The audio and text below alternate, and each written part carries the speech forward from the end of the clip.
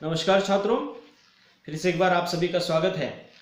इस ऑनलाइन पढ़ाई में हम बीए भाग 2 के सत्र 4 के अंतर्गत प्रश्न पत्र क्रमांक 5 के पाठ्यक्रम की चर्चा कर रहे थे और वहां से आगे जाकर हमने देखा कि हमारे पाठ्यक्रम में जो लगाई गई एकांकियां है उनके संदर्भ में हमने चर्चा की है। इसके पहले मैंने आपको एकांकी के तत्व कौन से हैं, एकांकी कैसे बनती है, एकांकी बनने के लिए क्या क्या आवश्यक है, इसके बारे में थोड़ी सी विश्लेषणात्मक चर्चा आपके सामने की है। आज हम हमारे पाठ्यक्रम में लगाई हुई पहली एकांकी जो है डॉक्टर राम कुमार वर्मा द्वारा लिखित प्रतिशोध नामक एकांकी, इसकी शुरुआत करने जा रहे हैं। इस एकांकी के लेखक परिचय को मैंने आपके सामने प्रस्तुत किया है। साथ ही साथ इस एकांकी में जो भी कुछ विषय प्रस्तुत किया गया है उसकी भी चर्चा मैंने की है। सबसे पहले मैं बताना चाहता हूं कि डॉक्टर राम कुमार वर्मा जो है हिंदी साहित्य के ऐसे एक रचनाकार है जिनको हिंदी एकांकी का जनक माना जाता है। अर्थात हिंदी साहित्य के भीतर राम कुमार वर्मा जी ने एकांकी विधा का जो सर्जन किया, उनके योगदान को हिंदी साहित्य कभी भूल नहीं सकता। और इस वजह से डॉक्टर राम कुमार वर्मा द्वारा लिखी गई प्रतिशोध ये एकांकी जो है हमारे पाठ्यक्रम में लगाई गई है। राम कुमार वर्मा जी के रचना संसार तथा उनके लेखक परिचय को देखने के पश्चात हमें ये मालूम हो गया कि डॉक्टर राम कुमार वर्मा जी ने अपने रचनाओं में विशेषतः भारतीय संस्कृति, भारत गौरव, भारत का गौरवशाली इतिहास, भारत की प्राचीनतम परंपराएं आदि विषयों को लेकर उन्होंने अपनी कलम चलाई है। और भारत की संस्कृति, भारत का गौरवशाली इतिहास, इस वजह से एक प्रकार से वो अपनी रचनाओं के माध्यम से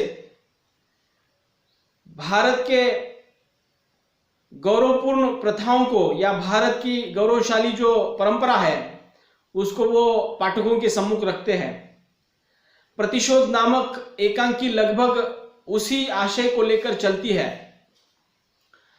इस एकांकी के माध्यम से वो भारत के प्राचीन काल में या ऐतिहासिक काल में जो भी कुछ घटनाएं घटित हुई है, राजा महाराजाओं के काल में जो भी कुछ प्रसंग घटित हुए हैं, उस विषय को उन्होंने इस एकांकी का आशय बनाया है और उसके आधार पर उन्होंने ये एकांकी लिखी है। सबसे पहले मैं आपको इस एकांकी में जो पात्र है उनका परिचय करा के दूंगा ताकि हमें एकांकी पढ़ते समय यह समझ में आ जाए कि कौन सा पात्र उस एकांकी में क्या भूमिका अदा कर रहा है। साथ ही साथ मैं आपको इस एकांकी का थोड़ा सा पहले सार प्रस्तुत करूंगा ताकि एकांकी का कथानक जब चल रहा होता है तो हमें वो बातें दिमाग में आनी चाहिए या हमारे दिमाग में वो बात आनी चाहिए कि एकांकी में आशय क्या प्रस्तुत हुआ है, तो उससे संबंधित कथानक यहाँ पे प्रस्तुत होगा। तो मुझे लगता है कि सार के रूप में इस एकांकी के बारे में जो भी कुछ बातें हैं वो भी मैं थोड़ा सा आपके सामने रखूंगा। सबसे पहले मैं इस प्रतिशोध नामक एकांकी में जो भी पात्र है उनका थोड़ा सा परिचय करा के देता हूं। देखिए, इस एकांकी का पहला पात्र है भारवी। ये संस्कृत के महाकवि है, संस्कृत के पंडित है और शास्त्रार्थ करने में इनकी दूसरा कोई उनका प्रतिस्पर्धी नहीं है। अर्थात संस्कृत के महान पंडित, महाकवि भारवी इस एकांकी के प्रमुख पात्र है। दूसरा पात्र है श्रीधर। अब ये भी संस्कृत के महापंडित है और ये भारवी के पिता है और श्रीधर के पुत्र जो है भारवी है। दोनों पिता पुत्र जो है संस्कृत के महाकवि है, महान पंडित है। तो पिता पुत्रों की चर्चा यहां पे सामने आ जाती है। भारवी और श्रीधर ये एक एकांकी के प्रमुख पात्र भी हम इसको मान सकते हैं। अगला पात्र है सुशीला। ये श्रीधर की पत्नी है और भारवी की माता है। अर्थात श्रीधर एक प्रकार से महान संस्कृत के पंडित है और भारवी जो है संस्कृत का महान कवि है। ऐसे सुपत्र की माता जो है वो सुशीला है तो सुशीला नामक ये पात्र जो है, ये तीसरा पात्र जो है इस एकांकी में आ जाता है। फिर अगला पात्र इस एकांकी में हमें दिखाई देगा भारती नामक। ये भारती एक युवती है और वह भी एक विदुषी है, जो शास्त्र के विषयों में या शास्त्रार्थ के विषयों में ज्यादा रुचि लेने वाली युवती है, या विदुषी उसको कह सकते हैं, विद्वान युवती कह सकते हैं। भारती नामक ये चौथा पात्र है। और अंतिम पात्र है आभा। ये श्रीधर, सुशीला और भारवी की सेविका है, जो उनके राजमहल में काम करती है। खाना बनाने का, खाना परोसने का काम जो है आभा का है। तो एक प्रकार से एक सेविका का दायित्व निभाने वाला एक पात्र है आभा। तो कुल मिलाकर इस एकांकी में लगभग 5 पात्र है और इन सीमित पात्रों के माध्यम से कथानक जो है वहां पे रामकुमार वर्मा जी ने लिखने की कोशिश की है। इस एकांकी में जो प्रस्तुत कालखंड है या समय जो है वो 6ठी शताब्दी के लगभग का है। मतलब आज से 1500 वर्ष पूर्व जो है वो समय जो है इस एकांकी में चित्रित किया गया है। अर्थात इस एकांकी का जो वातावरण है या देशकाल वातावरण हम जिसको कहेंगे, वे 6ठी शताब्दी का है, उसके आसपास का है। मतलब आज 21वीं शताब्दी चल रही है, हम 6ठी शताब्दी में लिखी गई या उस कथानक में लिखी गई एकांकी प्रतिशोध पढ़ने जा रहे हैं। तो हमें लगभग आज से 1500 साल पीछे जाना होगा और तत्कालीन समय में जो भी कुछ स्थितियां मौजूद थी उसके आधार पर इस एकांकी को समझना होगा। तो ये एकांकी का समय जो है, कालखंड जो है या काल कह सकते हैं, ये 6ठी शताब्दी का है। और इस एकांकी में जो स्थान प्रस्तुत किया गया है वह है धारा नगरी। ये मध्य प्रदेश के आसपास के प्रदेश में प्राचीन काल में ये नगरी थी, अर्थात धारा नगरी नामक ये स्थान है और समय है 6ठी शताब्दी। और इस एकांकी में प्रस्तुत जो प्रसंग आया है या घटना जो प्रस्तुत है वो रात के दूसरे पहर की है। अर्थात मैं आपको बताना चाहता हूं कि 24 घंटे के लगभग 8 पहर होते हैं। दिन के 4 और रात के 4, कुल मिलाकर 8 पहर वहां पे होते हैं। और इन पहरों की बात की जाए तो इस एकांकी में प्रस्तुत होने वाला जो समय है या पहर जो है वो रात का दूसरा पहर है। ऐसा समझ लीजिएगा कि एक पहर जो है लगभग 3 घंटे का होता है और रात के पहर शाम के 6 बजे से शुरू हो जाते हैं। पहला पहर जो है शाम के 6 बजे से 9 बजे शुरू होता है और फिर दूसरा पहर जो है रात के 9 बजे से 12 बजे तक चलता है। तो रात के 9 बजे से 12 बजे तक के समय में ये सुशीला और श्रीधर के बीच जो वार्तालाप चल रहा है उसको लेकर यह कथानक हमारे सामने आता है। अब आपको समझ में आया होगा कि प्रस्तुत एकांकी में जो कालखंड प्रस्तुत किया गया है वो 6ठी शताब्दी का है और वह जहां पे प्रस्तुत हुआ है वो उस नगरी का नाम है धारा नगरी और समय जो है या रात का पहर जो है दूसरा पहर चल रहा है।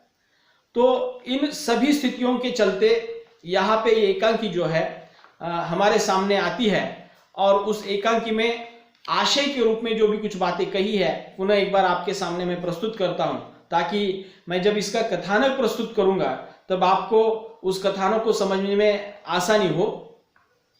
डॉक्टर रामकुमार वर्मा द्वारा लिखी गई ये प्रतिशोध नामक एकांकी जो है अत्यंत करुणामयी और भावना प्रदान एकांकी है। इसमें माता पिता के पुत्र के प्रति स्नेह भाव, वात्सल्य आदि का चित्रण जो है इस एकांकी में हुआ दिखाई देता है।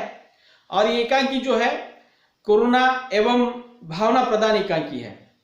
अर्थात इस एकांकी में ज्यादा जो महत्व दिया गया है माता पिता की भावनाओं का और पुत्र का अपने माता की पिता के बारे में जो भावनाएं हैं उसके बारे में ये एकांकी जो है कथानक प्रस्तुत करती है। इस एकांकी में एक मां का पुत्र के प्रति वात्सल्य झलकता है तो एक पिता की अपने पुत्र की अधिकाधिक उन्नति की कामना दृष्टिगत होती है। मतलब कोई भी माता पिता अपने पुत्र के बारे में जो भी सोचते हैं लगभग वही बात जो है इस एकांकी में प्रस्तुत हुई है। माता का अपने पुत्र के प्रति होने वाला वात्सल्य और पिता का जो है अपने पुत्र के उन्नति के लिए जो भी कुछ उसकी कामना जो है इस एकांकी में प्रस्तुत हुई है। धारा नगरी के संस्कृत महान पंडित श्रीधर अपने पुत्र भारवी को शास्त्रार्थ में अनेक विद्वान पंडितों को पराजित करते देख ये अनुभव कर रहे हैं कि उसे अपनी विद्वत्ता का घमंड हो गया है। देखिए, धारा नगरी के महान पंडित जो है, संस्कृत के महान पंडित श्रीधर, उनके पुत्र जो है भारवी, वे शास्त्रार्थ करने में बहुत बड़े बड़े विद्वानों को परास्त कर रहे हैं, पराजित कर रहे हैं। और ये परास्त करने की श्रृंखला जो है चल रही है। इसकी वजह से अपने पिता को अपने पुत्र के बारे में ऐसा लग रहा है कि उसे घमंड आना शुरू हो गया है, उसका गर्व सीमा का अतिक्रमण कर रहा है। मतलब धीरे धीरे जैसे जैसे भारवी जो है शास्त्रार्थ करने में, शास्त्रार्थ मतलब शास्त्र, हमारे धर्म ग्रंथों में, हमारे शास्त्रों में जो भी कुछ दर्शन की बातें कही गई है, हमारे आचरण की बातें कही गई है, उसका निरूपण करने का काम जो है शास्त्रार्थ के माध्यम से वहां पे किया जाता है। तो ये भारवी जो है धर्म ग्रंथों का अध्ययन करने के कारण, गहन अध्ययन करने के कारण, वे बड़े बड़े विद्वानों को वो परास्त करता हुआ आगे बढ़ रहा है। और वह सदैव जो है संस्कृत के महान विद्वानों को पराजित करता हुआ दिखाई दे रहा है। और पिता को ऐसा लग रहा है कि जैसे जैसे ये पराजित कर रहा है, वैसे वैसे मेरे पुत्र में जो है घमंड पैदा हो रहा है और उसके भीतर गर्व पैदा हो रहा है, और वो गर्व की जो सीमा है उसके ऊपर हावी हो रही है। तो इस चिंता से ये पिता जो है अपने भारवी को, अपने पुत्र को जो है क्या कहते, देखिए, वह एक दंभी पुत्र का पिता होना अपमान समझते हैं। अर्थात एक घमंडी पुत्र का पिता होना श्रीधर जो है एक अपमान के समान समझते हैं। और इसलिए, और पंडितों के सामने उसे कहते हैं, तू महामूर्ख है, दंभी है, अज्ञानी है। अर्थात उसका गर्व हनन करने के लिए, उसका घमंड चकनाचूर करने के लिए वे उसे भरी सभा में विद्वानों के सम्मुख जो है अपमानित करते हैं, उसे मूर्ख कहते हैं, उसे दंभी कहते हैं, अज्ञानी कहते हैं। पिता द्वारा अपने पुत्र के बारे में कही गई ये बातें जो है भारवी को सहन नहीं होती। और जो पिता अपने पुत्र की उन्नति की मनोकामना करता है, वही पिता अगर भरी सभा में समस्त विद्वानों के सामने, जिनको भारवी ने परास्त किया है, पराजित किया है, उनके सामने अगर अपने ही पिता उनको महामूर्ख कहते हैं, दंभी कहते हैं और अज्ञानी कहते हैं, तो पुत्र भारवी को यह सुनकर ग्लानि होती है। ग्लानि मतलब अत्यंत वो अपने आप को हीन भावनाग्रस्त महसूस कर रहा होता है। अर्थात मैं इतना गहन अध्ययन करके विद्वानों के सम्मुख अपने ज्ञान को, अपने विचारों को, अपने चिंतन को प्रस्तुत करता हूं, और मेरे पिता जो है इस विद्वत्ता को वो घमंड कहते हैं, अज्ञानी कहते हैं, महामूर्ख कहते हैं। ये बातें जो है भारवी को सलने लगती है और उसे वो ग्लानि आती है, और इस वजह से अपने पिता पर क्रोध आता है और वह घर छोड़कर चला जाता है। अब देखिएगा, भरी सभा में अपमानित होने के कारण भारवी को ग्लानि आ जाती है और वह जो है अपना घर छोड़कर या घर त्याग कर जो है वहां से चला जाता है। जब वह 2 दिनों तक घर नहीं आता तो उसकी मां सुशीला उसकी चिंता में अन्न जल ग्रहण नहीं करती। देखिए, पिता द्वारा हुआ अपमान बेटे को सहन नहीं होता और बेटा जो है घर को त्याग कर चला जाता है। लेकिन दूसरी स्थिति में उसकी मां जो है सुशीला अपने बेटे को 2 दिनों से घर न आया देखकर अन्न ग्रहण नहीं करती, जलपान नहीं करती, और पुत्र के शोक में वो अपने पति जो है श्रीधर के साथ वहां पे विवाद करती है। पिता श्रीधर अपनी पत्नी से वायदा करते हैं कि सुबह होते ही पुत्र को ढूंढ कर लाऊंगा। अर्थात पत्नी का ये शोक, या पत्नी ने जो भी कुछ अन्न त्याग किया है, उसके लिए पिता को ये प्रश्न निर्माण होता है कि अभी पुत्र को घर लाना बेहद जरूरी है, नहीं तो पत्नी जो है अन्न ग्रहण नहीं करेगी और बहुत कुछ विपरीत हो सकता है। तो इसलिए वो अपनी पत्नी से वादा करते हैं कि मैं सुबह होते ही अपने पुत्र जो है भारवी को यहाँ पे मना लाऊंगा। वह अर्धरात्रि में पत्नी से कहते हैं कि उन्होंने तो ही अपने पुत्र को ही अधिकाधिक उन्नति की कामना से ऐसी चुभने वाली बात कही थी।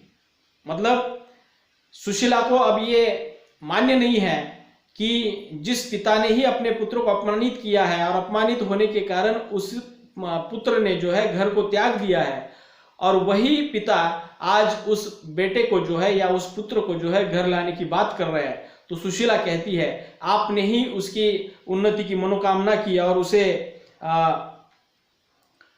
चुभने वाली बात जो है उसको कह दी।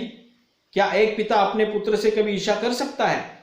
मतलब सुशीला को ऐसा लगता है कि कहीं बेटा अपने बाप से, पिता से जो है बड़ा न बन जाए। ये ईर्ष्या रूपी भावना जो है श्रीधर के मन में पैदा हुई है। इसलिए सुशीला कहती है कि क्या कोई पिता जो है अपने पुत्र के बारे में ईर्ष्या कर सकता है?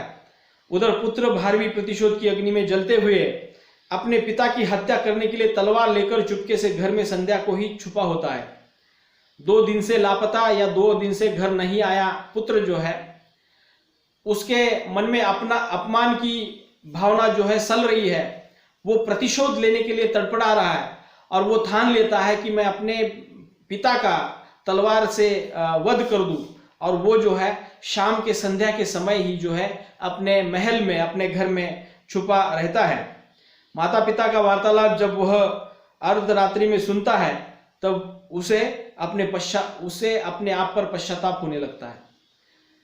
माता पिता अपने बेटे के बारे में क्या वार्तालाप करते हैं, क्या चर्चा करते हैं, क्या विचार करते हैं, ये बातें जब छिपा हुआ ये भारवी सुनता है तब उसे अपने आप पर बहुत गुस्सा आता है और पश्चाताप की अग्नि में वो जल रहा होता है। और वह स्वयं जो है अपने माता पिता की बातें सुनकर उन दोनों के सामने आता है और स्वयं को दंडित करने का आग्रह करता है।